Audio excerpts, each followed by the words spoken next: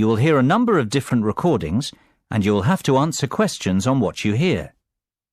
There will be time for you to read the instructions and questions, and you will have a chance to check your work. All the recordings will be played once only. The test is in 4 sections. At the end of the test, you will be given 10 minutes to transfer your answers to an answer sheet. Now turn to Section 1. Section 1. You will hear a telephone conversation between a customer and an overseas shipping agent. First, you have some time to look at questions 1 to 8.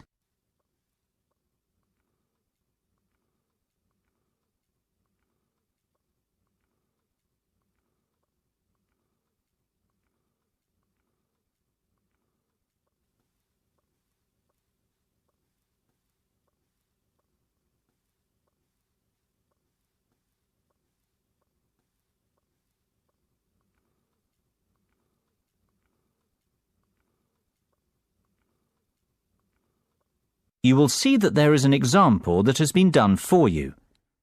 On this occasion only, the conversation relating to this will be played first.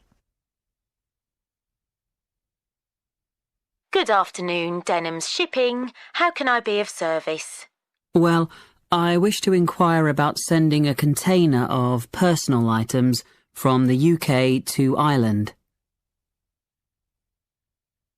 The customer wants to send his container to Ireland, so the country of destination is Ireland. You should answer the questions as you listen, because you will not hear the recording a second time. Listen carefully and answer questions 1 to 8. Good afternoon, Denham's Shipping. How can I be of service? Well, I wish to inquire about sending a container of personal items from the UK to Ireland. No problem. Would you like me to give you an estimate of the cost? Yes, please. Well, first of all, may I take your details? Of course. My name's Tim Lafferty. Could you spell your surname for me, please, Tim? Yes, it's Lafferty. L-A-F-F-E-R-T-Y. Thank you, Tim. Now, where would you like us to pick your container up from? My university, if possible. OK. Let me make a note of the address. It's Abbeyfield University. Is that Abbeyfield?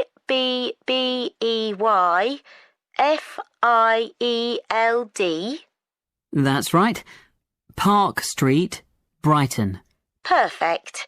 And may I take down your postcode too? It's BR8 9P3. Great. Thank you, Tim. Have you the container's measurements? I do. It's approximately 2.5 metres long by 1.25 metres wide. I see. Quite a big one then. Indeed. And the height? I make it 1 metre and 20 centimetres deep. So that's 2.5 by 1.25 by 1.2. Right. And what will actually be in the box, Tim? Oh, mostly old uni books. OK. And some music albums. Anything else? Yes, a little bit of stationery. I see. And could you put an estimate on the value of the items? The books are quite valuable. They're worth around £1,800. The music albums, maybe half that, say £900. And you can put the stationery down as £300. Before listening to the rest of the conversation, you have some time to look at questions 9 and 10.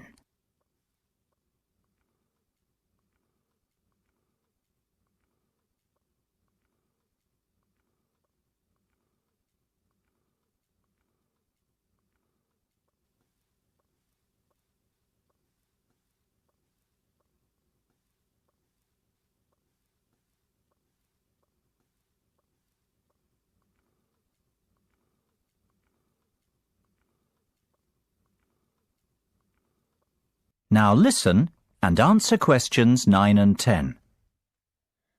OK. And will you be purchasing contents cover from us also? I'm not sure what you mean. Sorry, let me explain. Because your items are worth more than £2,000, we recommend that you purchase insurance to cover yourself in the event of damage or loss. Makes sense. What are my options? Well, we offer 3 insurance deals: the premium rate, standard rate and economy rate ones. Premium offers full cover in the event of loss, damage or theft, which means you would be provided with the full cost of replacing your belongings. What about standard and economy? Standard will give you today's value, the second-hand value of your belongings, and economy provides you with a fixed payment of £1,000 in the event of loss, damage or theft. Well, I can afford to live without those books, to be honest. So just give me the cheapest option. We recommend standard cover for all our customers. No, thank you. That won't be necessary. The cheapest option will be fine. No problem. And one last thing, will you be needing delivery at your office, at your house, or do you intend to pick up your container at the port? Home delivery would suit me best, I think. We'll get that process for you. That's the end of section 1. You have half a minute to check your answers.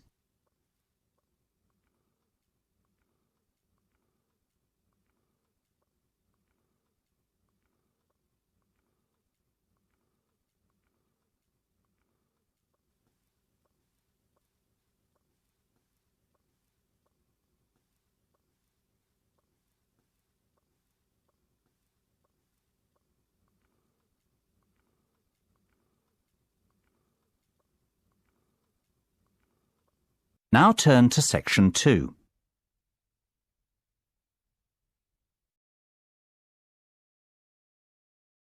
Section 2. You will hear a tour guide talking to her tour group. First, you will have time to look at questions 11 to 15.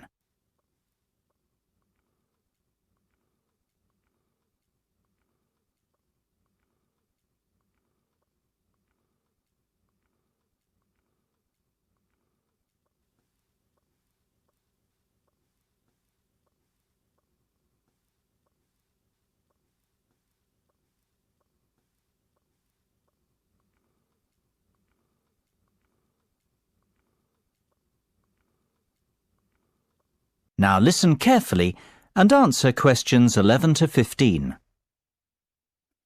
Well, we certainly have a busy day ahead of us, so let's get started, shall we? You'll find a map of the museum with the itinerary I've just handed out. The museum's our first port of call, so let's have a look at the map now. The door on the right of the entrance hall leads into the gift shop and ticket centre. Once we pick up our entrance tickets, I'd ask everyone to deposit their bags and coats in the cloakroom, which is located towards the back of the gift shop and ticket centre. If you want to pick up an information leaflet, you can approach the information desk situated along the right-hand side. Now, once you come back into the entrance hall, the door on the opposite side to the gift shop leads into the art gallery. There is a special exhibition on there at the moment which is not to be missed. If you continue on up the entrance hallway, that leads into the main exhibition centre. At the back left-hand side, there are some toilets. Beside the toilets, you'll find the 3D theatre. I strongly recommend that you make time for the 30-minute presentation in the theatre. It is well worth a viewing. Running along the right-hand side of the main exhibition centre is the Modern Art Studio. Here, not only can you view some of the most famous works of the 20th century, but you can also sit in on a workshop run by a local artist. So, that's the art museum. Before you hear the rest of the discussion, you have some time to look at questions 16 to 20.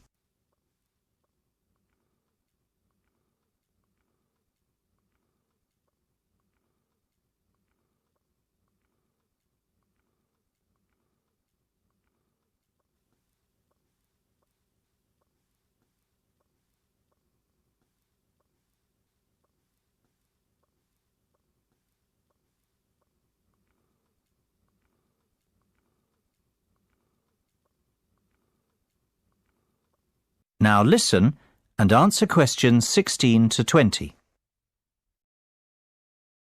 Next on the itinerary is the aquarium. Depending on how long we spend at the museum, we might have to give this one a miss. It's not what I'd call a highlight of the day, but it would be a shame if we didn't get to see it, as it's en route to the Solheim Country Club, where we're booked in for lunch at 1 o'clock. Originally, we had planned to stop off at the Milltown Winery afterwards, but we've had to scrap that plan. Otherwise, we'd never get to the zoological gardens before closing time. We have pre-booked the gardens and must be there by 2:30, so no dilly-dallying please after lunch. Straight back onto the bus. The gardens close at 3:30, so we've an hour there, which should give us ample time to look around. Time allowing, we'll stop off at the famous Stout Brewery after that, if traffic isn't too heavy, and we're in Lincoln before 5. If not, we'll head straight for the National Concert Hall, where you're in for a real treat of an evening, with a performance from the world-renowned cellist, Andrei Borovsky. We have to be in our seats by 6:30 sharp. After that, it's back to the hotel for the night, where a buffet meal will be waiting for us at 8:30, or whenever we get back. That is the end of section 2. You now have half a minute to check your answers.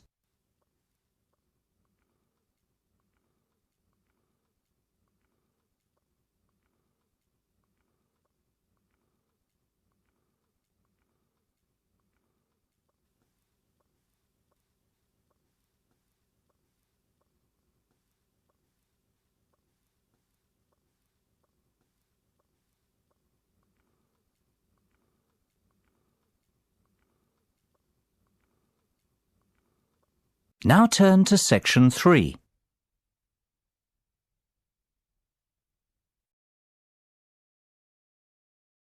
Section 3. You will hear a discussion between two design students and their tutor on a practical assignment. First, you have some time to look at questions 21 to 25.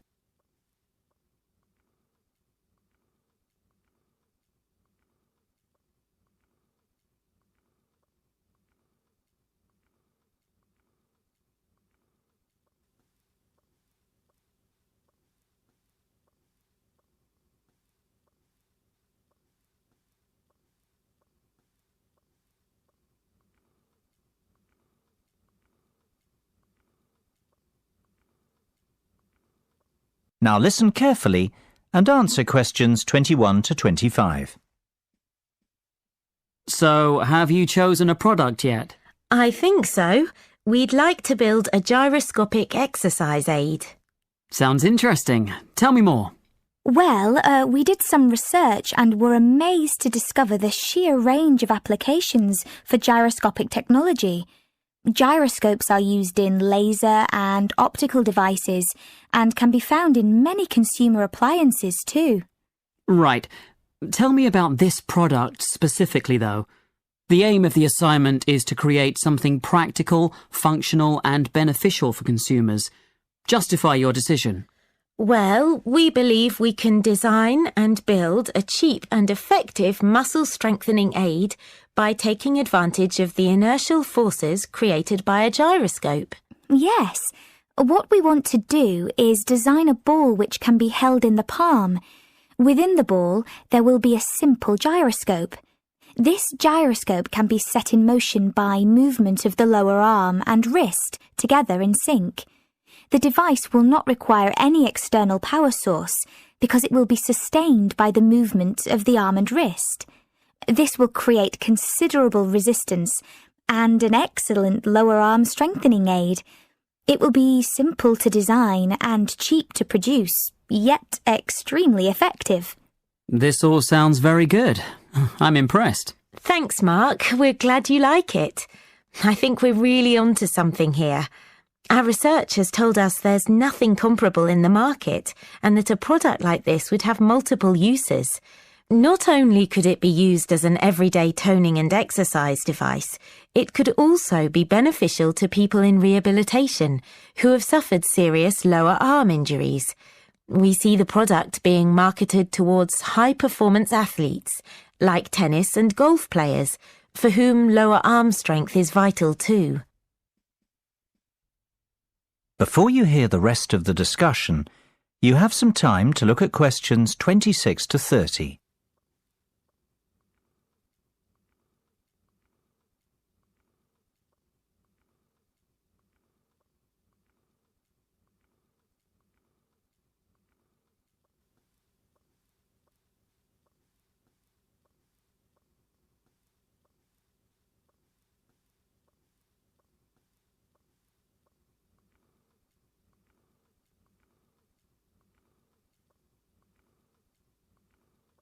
Now listen and answer questions 26 to 30. I've heard enough to give your project the go-ahead. Now, let's talk costs. Right. Well, we estimate that around £3,000 will be required for product development. You mean to build the prototype? Exactly. And we'll need half that again to carry out some product testing. And what's your timeline for the project? The prototype should be ready a fortnight after work on the design starts, and we'll need another 6 weeks for testing. We want to enlist the help of 15 people to test the prototype. Ideally, we want 5 professional athletes to try it out, 5 recovery patients, and the remainder of the subjects will be gym members, our 3 target markets. Okay. Well, you have a lot of work to do, but you've certainly made a good start. Let's meet again on Monday to get the ball rolling. That is the end of section 3. You now have half a minute to check your answers.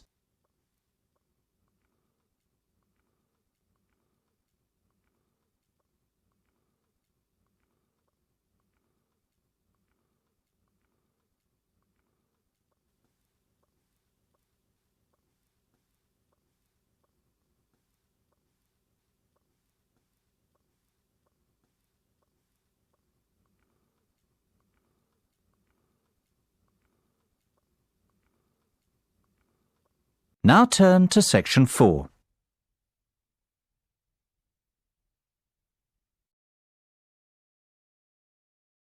Section 4. You will hear part of a lecture about public speaking. First, you have some time to look at questions 31 to 40.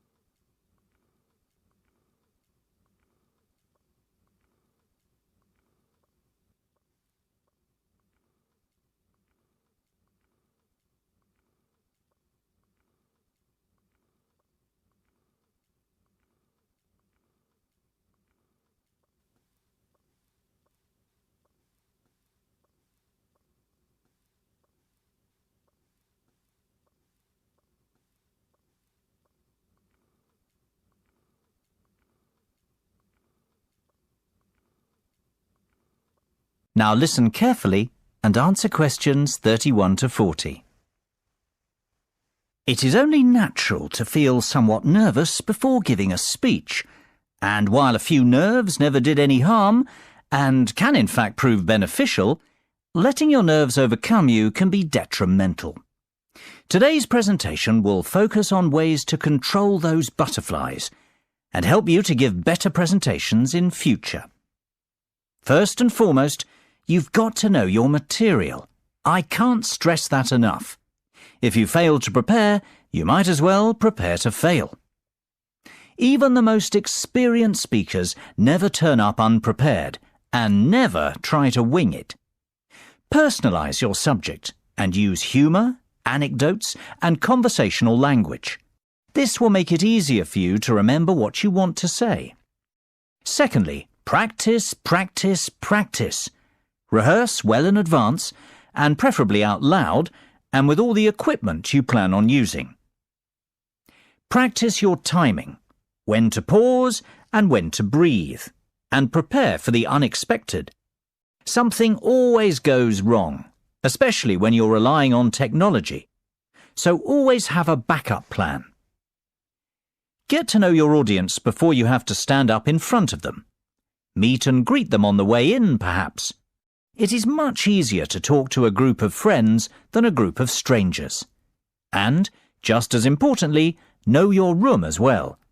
Arrive early, pace the speaking area, and practice using the microphone and visual aids. The hardest part is trying to relax. Never rush straight into your speech. Begin slowly and address the audience first. In fact, even before you start, take a few deep breaths. 1, 1,000, 2, 1,000, 3, 1,000. This will turn your nervous energy into enthusiasm. Visualization can be a great confidence booster. Visualize yourself making the speech in the way that you intend. Imagine your voice loud and confident, and picture the audience clapping and rooting for you. Remember, people want you to succeed. The audience wants to hear an interesting and insightful speech. They aren't hoping you make a fool of yourself. Whatever you do, avoid making unnecessary apologies. If you make a mistake or two, forget about it. Few will notice, and it will all be forgotten before too long. People often forget the importance of body language. Don't underestimate this. Your words carry far less meaning than your delivery. Success is defined by your intonation and confidence. If you come across as a confident person, people will listen to you. You will command their attention. Stand tall and proud and deliver with conviction. Humans are very bad listeners. We remember less than 25% of what is said and place far more emphasis on how it is said. Last of all, be realistic and give yourself a chance. No one becomes the perfect speaker overnight. It takes time to hone your presentation skills. That is the end of section 4. You now have half a minute to check your answers.